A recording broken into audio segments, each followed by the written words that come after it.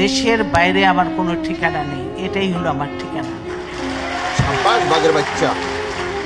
এই দেশ, এই দেশের মাটি মানুষই আমার সবকিছু, কাজে আমি দেশের বাইরে যাব না।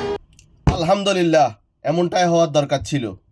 আমি কম বয়সে স্বামী হারিয়েছি, কারাগার থাকতে আমি আমার মাকে হারিয়েছি, অফিসে অবরুদ্ধ থাকা অবস্থায় আমি একটি সন্তান হারিয়েছি, আরেকটি সন্তান নির্যাতনে পঙ্গু হয়ে দূর দেশে এখনো চিকিৎসাধীন। আমার এই স্বজনহীন জীবনেও দেশবাসী আমার স্বজন। আল্লাহ আমার একমাত্র ভরসা। আল্লাহ আপনার একমাত্র ভরসা। ইনশাআল্লাহ আল্লাহ আপনার একমাত্র ভরসা হয়ে যাবেন ইনশাআল্লাহ।